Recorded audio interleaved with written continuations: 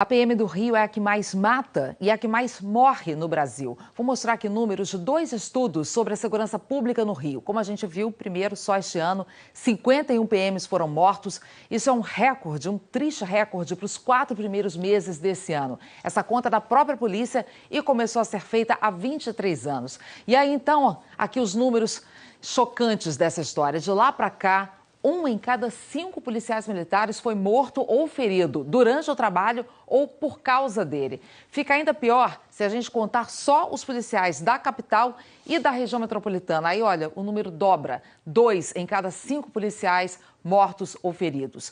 Em pouco mais de 2 décadas, 90 mil homens serviram a PM do Rio. Desses, 3.234 morreram e mais de 14 mil foram feridos. O índice de policiais mortos no estado é disparado o maior do país. Olha a comparação que a gente fez aqui com São Paulo. Olha, São Paulo tem quase 90 mil policiais e no ano passado teve 54 mortes de PMs. O número de PMs do Rio é quase a metade e, no entanto, o estado teve 147 mortes de PMs no mesmo período. São praticamente 3 PMs mortos no Rio para cada policial morto em São Paulo. O percentual de policiais mortos no Rio supera até o percentual de militares americanos mortos nas guerras em que o país entrou no século XX.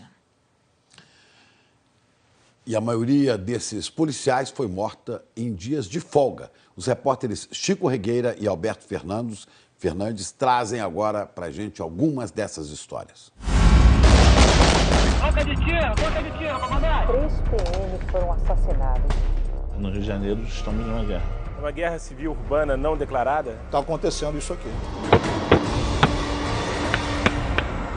Meu nome é Rafael Cabral, sou policial militar, tenho 28 anos, estou na Polícia do Estado do Rio de Janeiro há aproximadamente 6 anos e atualmente estava na unidade de Polícia Pacificadora Vila Cruzeiro, né, onde no dia 11 de janeiro, quando chegou em uma localidade aberta, para o meu azar, por ser o primeiro homem da patrulha, apenas com mais um colega ao meu lado, eu ouvi uma rajada de AK-47 e logo após uma explosão. 3 policiais da UPP da Vila Cruzeiro ficaram feridos depois que uma granada explodiu. Dia 11 desse mês, fazem 3 meses que eu fui amputado por uma granada. Nos últimos 23 anos, 4 em cada 10 policiais militares que servem na região metropolitana e na capital, Rio de Janeiro, foram vitimizados. Esse número é alto, há comparativo? Tentamos comparar com polícias no mundo, não conseguimos. Tentamos comparar com polícias no Brasil, também não conseguimos. Fomos obrigados a comparar com forças militares norte-americanas em guerras do século XX. E ficamos, infelizmente, com taxas acima de todos esses confrontos. Fatores que contribuem para a vitimização policial: viatura, ausência de blindagem nas viaturas, cabines blindadas, unidades protegidas. Quando o armamento não é antigo, o armamento já está cansado. Coletes também, o nosso colete ele tem uma proteção pequena. Eu fui atingido por um tiro de pistola, né, num calibre que, se fosse um outro calibre de um maior impacto, teria me trazido a óbito de imediato, né, pela trajetória que fez. O corpo foi recuperado, e a cabeça? Como eu falei, quando a gente fala do trauma emocional, psicológico, é algo que não tem prazo de validade. Nos últimos 4 anos, 2.751 policiais militares do Rio de Janeiro foram afastados por questões psiquiátricas. Representa 30% de todos os afastamentos. Por que isso acontece? É a maior causa de afastamento do policial, do seu serviço, em termos de licença de tratamento de saúde na corporação. Olha, a gente percebe que a situação psicológica do policial é muito afetada pelas condições de trabalho que ele enfrenta, que ele observa no seu serviço. Os traumas do dia a dia não mexem só com a cabeça dos policiais. Você se considera uma vítima? Considero, porque eu perdi meu pai quando eu tinha 15 anos. Na minha formatura, completando a 2ª fase do ensino fundamental, ele não foi. Não tive festa de 15 anos, porque não tinha como, eu tinha nem um ano que meu pai tinha morrido. E agora eu cresci sem pai. Ele morreu por ser policial. Sim. Experimenta fechar teu olho. Fica com teu olho fechado. Vê quanto tempo você aguenta. Eu perdi a visão totalmente, perdi o olfato, eu tenho edemas cerebrais, tenho dificuldade de locomoção, não tenho resistência muscular e não aguento andar. Em 8 de novembro de 2013, sua vida mudou. O que aconteceu, Rodrigo? Após uma tentativa de assalto, me reconheceram como policial. Me deram um tiro a queima-roupa na cabeça e dispararam mais 7 vezes. Você sofreu esse atentado por ser policial? Por ser policial, com certeza. Um terço dos policiais que sofrem algum tipo de atentado fora do ambiente de trabalho, sem farda, são executados. Você classifica o que aconteceu com você como uma execução? Uma tentativa de execução. Eu não executaram por milagre de Deus mesmo, senão hoje eu não estaria aqui para contar para vocês o que aconteceu. Até comecei a fazer tratamento psicológico, mas depois não teve mais viatura para me locomover, para me conduzir até o tratamento. Não tinha mais viatura. A polícia não disponibilizava mais. E hoje em dia meus sonhos estão todos engavetados.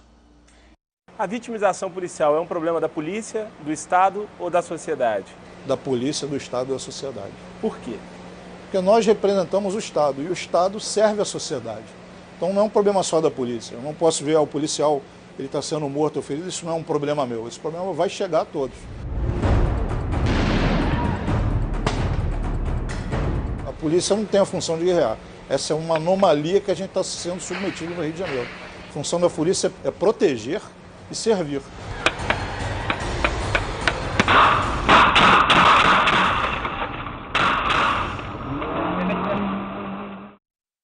É uma guerra e que também faz vítimas, a gente sabe, além da polícia. Nunca tanta gente foi morta nas operações policiais. No ano passado, foram 920 vítimas só no estado do Rio.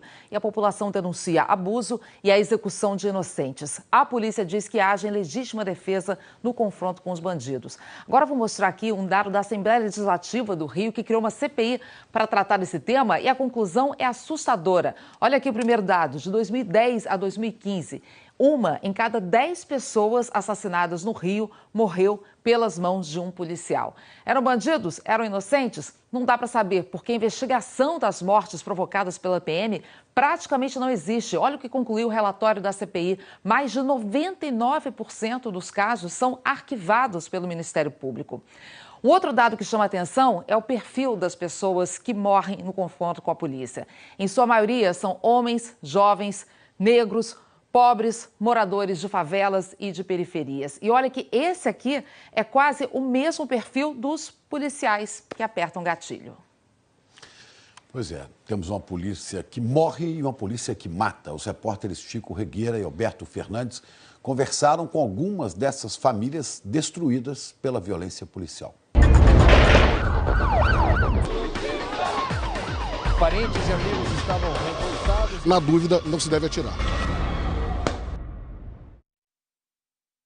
Meu filho, Jonathan de Oliveira Lima, ele tinha 19 anos de idade. Quando ele saiu da minha casa, quando ele voltou, ele passou por uma rua onde estava tendo uma confusão. Os policiais, para acabar com aquela confusão, eles fizeram disparos. Um desses disparos acertou meu filho nas costas. No dia 28 de junho de 2013, o Rafael Camilo Neres, que é filho da senhora, foi morto no Morro da Coroa com 7 tiros. Segundo a perícia, ele estava deitado com a cabeça para baixo, para o chão. Como é que a senhora classifica esse crime? O Rafael foi executado com 7 tiros no corpo dele. 3 a queima-roupa, que ficou provado isso. Ele foi morto com 3 tiros a queima-roupa. O caso do seu filho foi investigado e o inquérito concluído como omissão de socorro. Sim. Foi omissão de socorro? Não, não foi omissão de socorro. Por que não foi execução? Eu acredito que foi por covardia do delegado, por medo desse policial, por ele ser do BOPE. Falta muita transparência e prestação de contas na área de segurança pública, né? O fator de ser polícia investigando polícia gera uma tendência de corporativismo, né? Que exigiria uma presença maior, um olhar mais atento por parte do Ministério Público, que é o responsável pelo controle externo da atividade policial. O Eduardo Felipe dos Santos tinha 17 anos quando foi morto no Morro da Providência, aqui no Rio de Janeiro. 5 policiais foram flagrados e gravados alterando a cena do crime. Felipe era seu filho. Desde então, o que mudou na vida da senhora? Tudo. A senhora teve, inclusive, que mudar do lugar em que vivia. A senhora se considera uma fugitiva? Eu me considero uma fugitiva não por mim, mas, assim, pelo meu filho, que eu ainda tenho. Por quê? Porque eu não sei se eu vou sair para trabalhar, meu telefone vai tocar para dizer alguma coisa, que ele foi baleado ou que forjaram ele com alguma coisa. E se não tivesse aquele vídeo? Ia ser só mais um na estatística. O famoso bandido bom é bandido morto, que só se aplica para preto, pobre e favelado. Meu nome é Rita Luzier e eu sou mãe do Lucas, do Jorge Lucas, que estava numa moto no dia 29 de outubro. E nessa moto estava o Tiago, que eles dois eram amigos. O Tiago Guimarães, que é filho de vocês, estava numa moto segurando um macaco hidráulico e por isso foi morto. O caso foi registrado como auto de resistência? Sim. Na verdade, quando eles falaram que confundiam um macaco hidráulico com uma arma de fogo, ele já sabia que não era uma arma de fogo. Os amigos dele falaram que não era um macaco, que não era uma arma de fogo. Mas ele falou, já fiz, está feito. Esse sargento confessou. Eu confesso. Um militar veio me pedir, em nome da corporação, desculpa. Falei só, veja só, meu filho vai voltar, então não tem perdão. Vocês fazem isso constantemente, vocês matam para depois pedir perdão à família, não tem perdão, meu filho não volta mais. Minha filha não teve a chance de conhecer o pai, ele queria conhecer ela, eu sei. Era o que ele mais queria e esperava.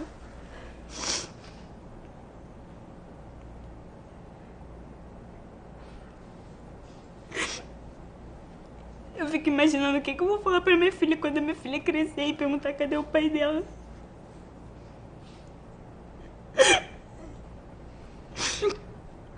Meu filho é uma vítima da polícia e não só da polícia. Ele é uma vítima desse Estado. Um Estado que ele prega uma política de segurança pública onde fica bem visível, bem nítido para a sociedade que há um alvo a ser combatido, que há um inimigo para a sociedade e que esse inimigo seriam os moradores de favelas e periferias. Quando é um menino pobre da favela, se esse menino, em algum momento da vida dele, se ele não está estudando, se ele não está trabalhando, ele é tido como bandido, como marginal. Estou chorando agora porque a ficha cai dia após dia. Desculpa.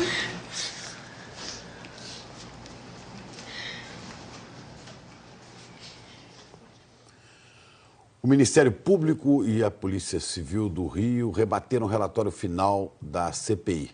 Afirmaram que os diversos inquéritos que apuram mortes em confronto com a polícia no período de 2010 a 2015 estão em investigação. A Polícia Militar diz que a falta de recursos tem dificultado o trabalho preventivo e a consequência direta é o maior enfrentamento.